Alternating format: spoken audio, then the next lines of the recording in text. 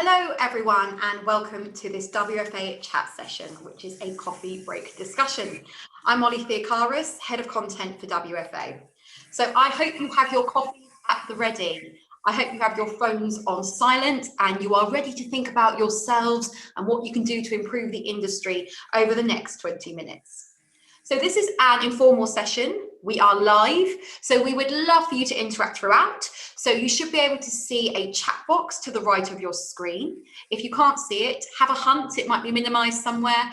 And as always, I'll be asking you to input at different times. So be prepared to put your coffee down, type your thoughts and ideas in there. We have about a 30-second delay, and do also bear in mind that we are recording the session, but when we refer to your comments, we won't use your name when we're reciting those and sharing those.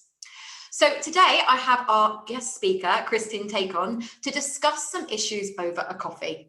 Now, Christine is one of our WFA ambassadors, and she's been with us from the very start of the campaign. She's spent many years in the food and ag industry, where she's done quite a lot of different roles and different projects, but she does work quite a lot with supporting young people in joining our sector. So she's going to offer her thoughts and advice on recruiting a diverse group of young people into our industry. So hello, Christine. It's great to have you here today. Thank you for joining us. Thank you. Thanks for the invite. So before we get to the actual crux of the issue, as I alluded to, you have done so many different projects and roles within our industry. Can you start by telling us about yourself and your career background? Well, a bit about me personally. I live in Macclesfield, which is on the edge of the Peak District. I've just come back from a few days on our narrowboat, which has been a wonderful way to relax and get away, during the past year or two. And I've grown my own veg and have chickens here. And I've really rather enjoyed the last year or two with spending so much more time at home. I was used to sort of leaving home on a Monday morning and coming back on a Thursday. And my children who are in their 20s came back home sometimes with their partners for large chunks of it. So that point of view, I had a good year. Work-wise, you said a bit of background that I'm actually a chartered engineer. I started off working in engineering. I spent a few years working with Mars Confectionery, or 7 years with Mars Confectionery, 4 years with Fonterra. Then I ran the co-op retail organisation's farming business, which I didn't even know they had a farming business when they were recruiting me, but they wanted somebody commercial to approach it from that point of view. At that time, it was the largest farming business in the UK, and I was there for 11 years before I left to go more portfolio, and I've been a government regulator for 7 years, not anymore, but making sure that the retailers treat their suppliers properly. I am chair of Red Tractor, which is our assured food standards, making sure that we've got, it's a consumer label on products to say they've been produced to certain standards. I'm a director of a farming cooperative.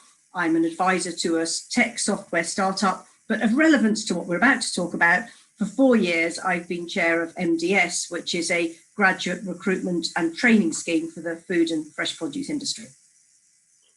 So that is a fantastic overview. This is why I didn't want to comment on your roles too much in the introduction, because you've done so much that I thought it was best leaving it to you to talk through the sort of projects that you're doing. So let's think about our subject today. I want to start by asking what you think we should be doing in our sector to attract the best candidates to join us in food and ag. What are your thoughts?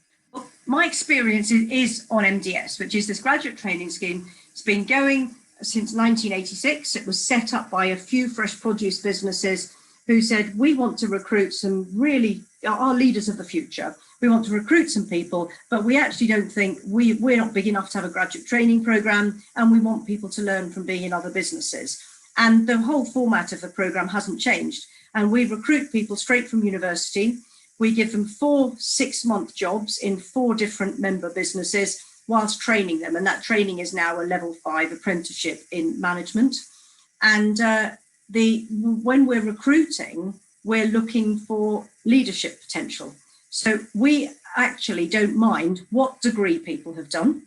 And so when we promote ourselves to the universities. Largely, they all have their websites, their prospects, their target jobs. You know, I mean, sorry, there are national ones, plus each university has their own careers websites.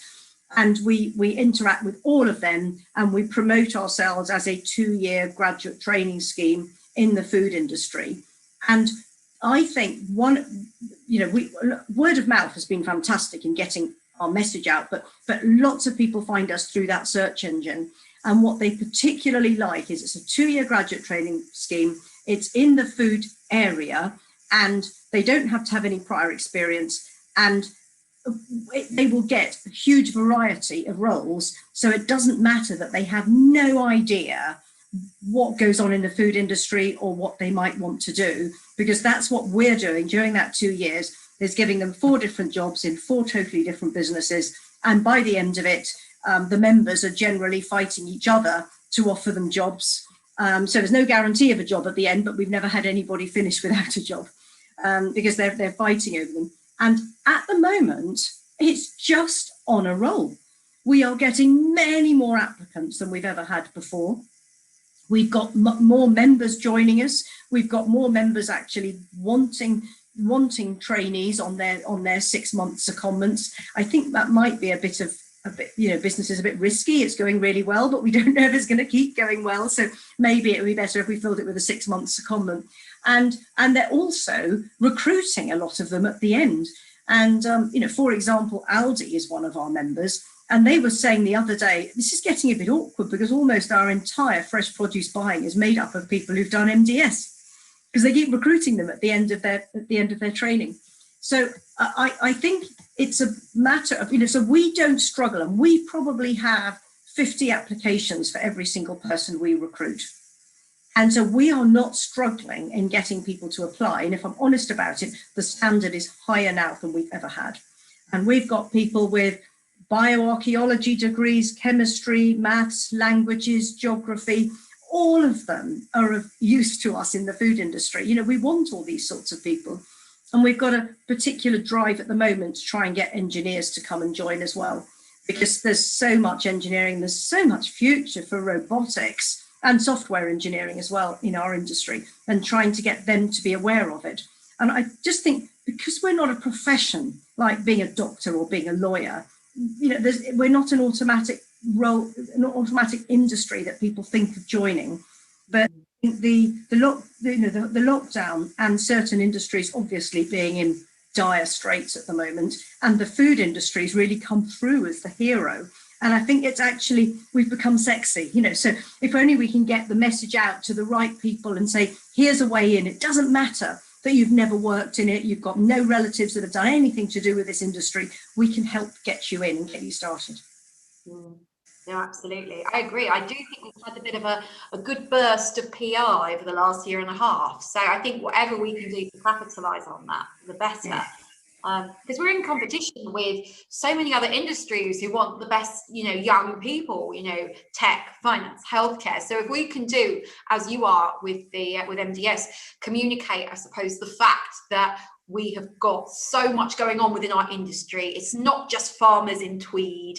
It's not just people sitting in fields. We've got, we need those, like you say, engineers, ag tech people, crop geneticists, all those sorts of jobs.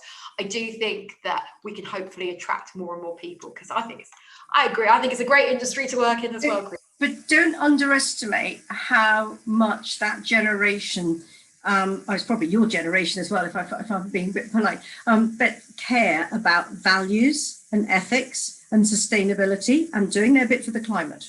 And, some of those other industries you mentioned, whether it be in tech or in finance, they don't see an obvious link to that. Whereas in our industry, there is a link, even if you end up in tech or finance within the industry, that there is a very clear link to the fact that we can do an awful lot towards moving our whole industry towards net zero carbon, and just communicating it on food packages and things. There's so much we can do, and so much we can go for that will be in tune with what that generation cares about. To be honest, we should all care about it, but they really care. And they only want to work for people that care. Yeah, absolutely. And actually, I think we'll talk a bit later on in the discussion, a bit more about what we think these young people are looking for, because I'm really intrigued to get your thoughts on that.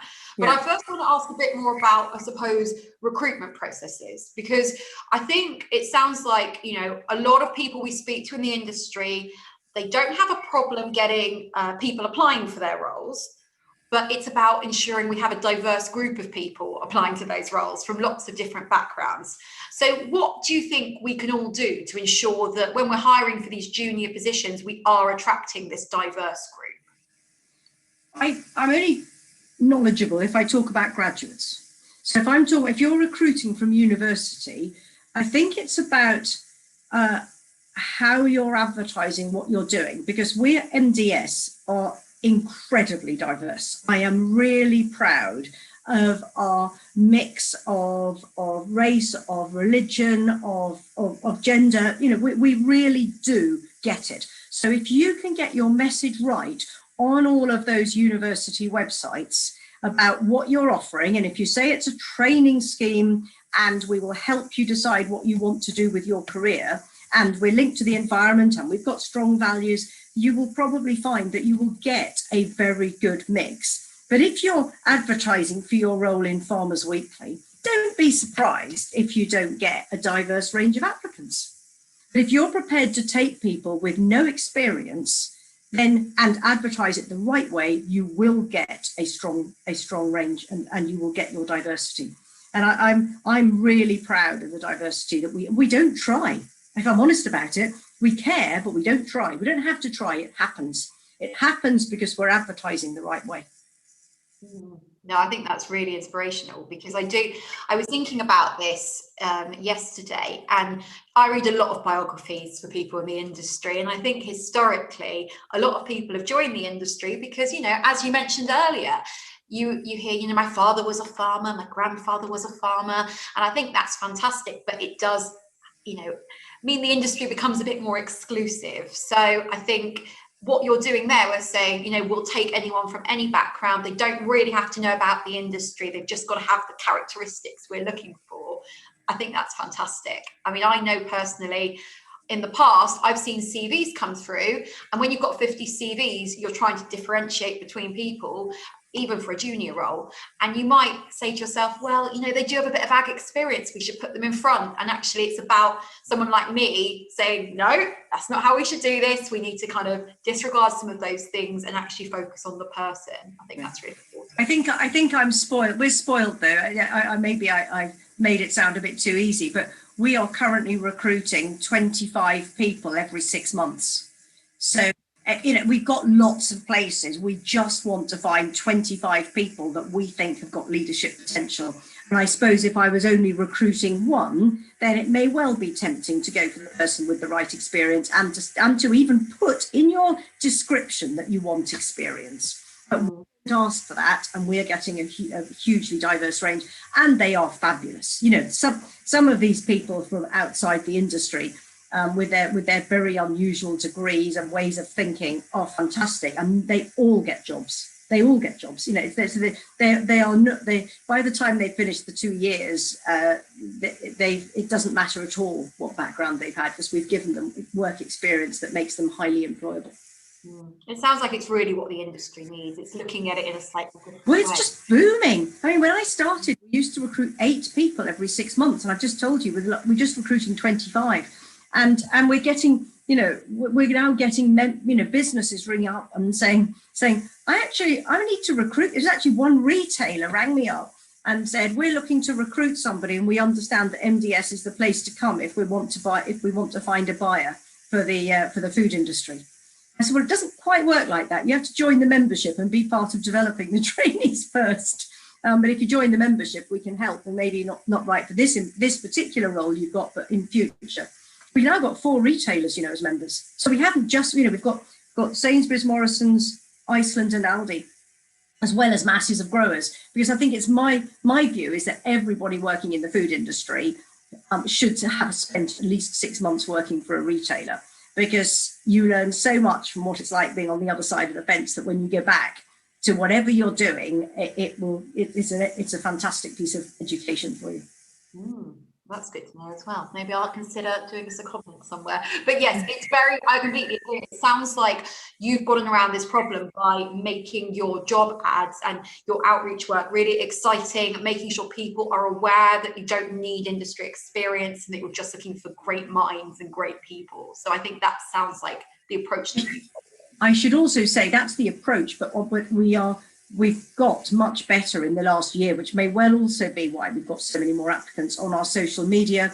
We hand the Instagram to the trainees, and they do it for a month at a time. We have case studies of people that say, you know, I did a history degree and I've ended up doing an engineering secondment for a major fresh produce business. And they said that, you know, I didn't really know anything about engineering, but because I didn't know anything about engineering, I was asking for help and I was bringing in external expertise to help me on my 6-month project. Yeah, history degree.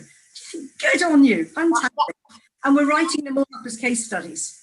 You're absolutely, and that works. Like, it really does. I remember, you know, when I was applying for jobs, and I mean, I graduated almost 15 years ago now, but when I graduated, it was looking at, you know, different things and saying, oh, they've got my degree and they were okay, because it's so easy, particularly for women as well. I don't want to put us all in the same boat, but for us to think, oh, maybe we're not quite right for that. We don't have all of the specifications. So I think if you can offer those online case studies, it's absolutely integral, I think, to getting that diverse mix of people. People can see themselves in the role. That's why it's important, isn't it? So I think we've done that a lot better in the last year. So again, if some people are saying, how do I do it? We'll actually help people understand how they can make that progression as well.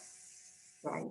And we'd also love to get everyone who's watching, we'd like to get your thoughts on this. So if you've got any ideas for how we can get a diverse group of applicants applying for roles, do let us know in the chat box. You know, you might have some ideas for outreach projects that you're doing or you've seen, or just ideas. Let us know your thoughts. We'd love to hear them, and we can look at them a bit later on in the chat. Now, I want to go back to what we were talking about before, Christine, about young people and what they're looking for in roles. So what can we do to recruit them and retain them within our organisations? What do you suggest? Well, they're quite normal. They want to be developed.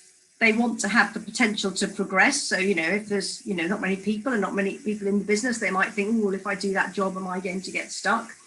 I think, as I alluded to earlier, I think they're looking for strong ethical values. But certainly within MDS, they're actually looking to be stretched. It's almost like they're very happy to be thrown in at the deep end and to really find out what they can do. And I think they're also looking for variety. So, you know, I think graduate training schemes are brilliant, whether they're ours or anybody else's, where they're saying, you know, you do 6 months in this bit and 6 months in that bit and 6 months in that bit, because they don't know what business is. I don't blame them, but they don't know what it is. So by actually exposing them to various things, and what we find in MDS is that they always have one secondment that they really didn't like. And they say, I never want to work in QA again. But then they say that they learned a lot about themselves getting through 6 months in a bit that they didn't like. And I think we also don't have virtually no dropouts at all. We have some people we manage out, but we don't have, you know, but people stay the whole length of the program. And I think that any business, if you're moving people around, you will keep them. But I often hear about people talking about their graduate training programs and saying, you know, they drop out before they finish the 2 years. Well, that's because you're not giving them variety and they don't know what they want to do. And if they don't feel totally inspired what they're doing, they will be thinking, oh, well, maybe I'm in the wrong business. But if you then give them something else to learn, that is a way of retaining them and help them find their niche where they are happy and enjoying themselves. And I do think that generation is, and I'm actually sure that COVID has probably had that impact as well. They want to be happy. They want to enjoy their roles. They are not working for money.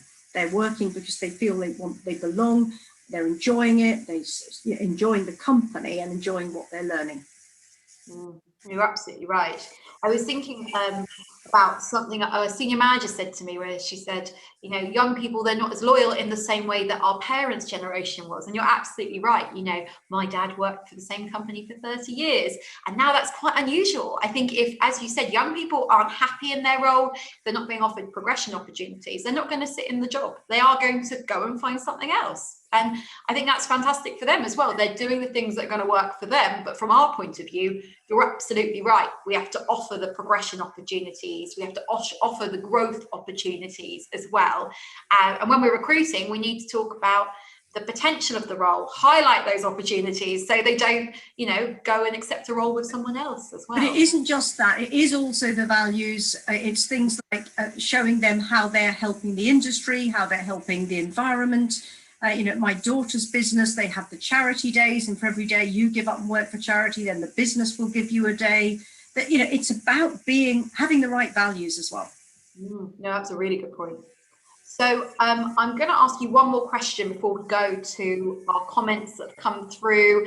And that is what you're looking for when you're recruiting someone straight out of school or uni with little or no work experience. So if we're not looking at expertise, at experience, what is it that I suppose highlights to you that they're going to be a good candidate and a good leader for the food and ag industry? Well, that you've hit it the nail on the head. We are looking for leadership potential. And leadership could just be a team of people on a production line, or it could be a multi-million-pound business. But we're looking for that leadership potential, and everybody will have done something, whether it be in sport or a society or in there. We had one, and her only work experience that she could talk about was helping with educating the children in their mosque. And she was on fire. We just thought, this is brilliant. It's a fantastic example of showing leadership. Everybody's got things that they can talk about. And I think that part of the skill of the interviewer is trying to help them understand that these are things that are very relevant and that we're happy to learn about. So I'm afraid it is leadership. And we also, if you are saying, do you want to come and join a business that trains in the food and fresh produce industry, we will expect them to have done their research. We don't want them to say, I've wanted to do this since I was 5, but we do want them to have actually read up and looked at our Instagram and looked at our case studies and things like that. Because, we're making a big investment in them, so they need to have done a bit of research first. No, I think that's a really good point, because I think asking questions, and I'm guilty of this as well, asking questions like, what do you think are the big issues in the food and ag industry? That's not fair necessarily, because they have not had that exposure, but actually expecting them to have had a look at the website and had done their research, that demonstrates someone who has got good attention to detail, good planning skills. So I think when they come to the assessment centre, we've always given them a trainee that they can contact that's doing the programme already to talk to. So the first question will be, have you contacted that trainee? Now, if the answer is no, that's a pretty good idea of how interested they are. But generally, that conversation will have helped them think about some questions and ideas. Absolutely. I'm just having a look across at the questions. We've had one come through here. If you have any other comments or questions, you can share them now, of course. So someone has asked, what are the resources required to get a program like MDS up and running? The budget, the people, and are there any tips on selling the concept to the board? Because it does sound fantastic, and it sounds like you're getting really high quality candidates in. So what's your advice there, Christine? Well, I should say that MDS is a not-for-profit organisation for the industry. So one thing to think about is actually just joining MDS as a member. And then we're already set up, because we're recruiting all year round, we're interviewing all year round. If somebody rings up and says they want to go travelling for 6 months, we just take them off the one they were due to start and put them on the next one. So we are a service to all of our members, and we've got over 60 member businesses in the food industry. So one thing is to just come and join ours, and the membership is £3,000 a year, and then you're effectively paying about £120 a day for when you have a trainee, but that covers their salary, their pension, their holiday allowance, and we cover the cost of all of the training and if they're off sick. So it really is just the cost of the trainee and a little bit extra. But I think to run your own graduate training scheme in-house is a big thing to do. And I think you'd have to be of a certain size to be able to justify it. And I think some people try and do their own, and then having to go on the milk rounds and going, trying to keep yourself promoted and in front of the students is quite hard. So I really, if you're saying, what's the budget for setting it up? I think it's potentially huge. The budget for joining MDS and having a way into it is actually not very big at all. And just just come on our website or contact me afterwards if you want to know more. And I think that's why some of the very big businesses like Syngenta, who are a member, have stopped doing their own graduate training program because they got everybody they wanted from MDS. And what about internationally? You know, I believe you guys are just working in UK, or are you working around the world? We are with UK based businesses, but we have people working in Basel and in Spain.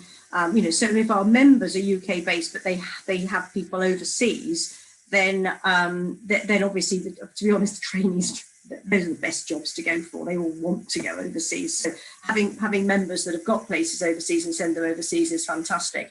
If somebody's thinking about setting something up in another country, and to be honest, we've been approached before by people in South Africa and people in Australia, we're very happy to share what we do and explain what we do, but they will then have to set it all up ourselves. You know, we're not a franchise organisation. We are, you know, so we're not for profit. We're very open and we're happy to share information if somebody is looking at setting something similar up overseas. And, you know, this started with 8 businesses. 3 businesses drove it. And when they first started, there was only 8 businesses, 8 fresh produce businesses. It doesn't have to be huge. And what about that last part, selling the concept to boards? So be that working with organisations like MDS, or be that work, you know, setting up your own graduate scheme. How do you sell this to senior management? Because as you said, there is a cost involved. What would you say to them?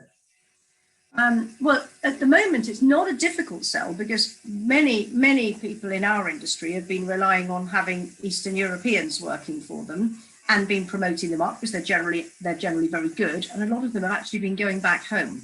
So we've got businesses coming to us saying, how are we going to backfill these roles? And maybe we need to rely on homegrown talent because anybody else we're training is actually disappearing when they get to a certain level. And that's partly because food businesses in Eastern Europe are fantastic now and they've got great facilities and they want great people too. So it's just a bit more competition. So I think, first of all, the board has got to be aware that they need people. And then you go about saying, well, this is one way of trying to bring people into the business. But they've got to have recognised the need for diversity and future talent, and you know, making sure they've got a pipeline. Gosh, if you're having trouble selling that to the board, I would start to wonder whether you were in the right business. We have got to get diversity. We've got to get a good talent pipeline. We've got to get ourselves going for the future, haven't we? Absolutely. And of course, another question you've mentioned before about you've got quite a good kind of mix in terms of diversity of young people entering your scheme. But are there any areas that you think the industry as a whole really struggle with in terms of diversity, where you think that is an area of focus for our sector and we need to focus on getting in more of that particular group to make sure we're building a diverse workforce for the future? I think I would more say that I would say that we need more people coming into technical, we need more people coming into engineering. And if you go to universities and you look at the diversity of people that's doing engineering, they're all there. They're all there. You've got this completely diverse group of people. You just need to now attract them in. So I think it's more about sort of looking at the areas where we are short and where we need people, and where all of these people studying do not realise that we want them and we will welcome them. It's a good point. It's a good point. And I think nearly come up to half an hour, so I probably should round it up there. So thank you, Christine, for being so insightful and for giving us some really good ideas for how individual companies and actually the industry as a whole can manage this challenge a bit more effectively, because I think there were some really interesting points in there we can all think about. So thank you as well to everyone who tuned into the session today. We hope you found it interesting and insightful. And we'll be having another coffee break discussion next month. So do join if you can. And thank you for joining today and have a good day. Bye.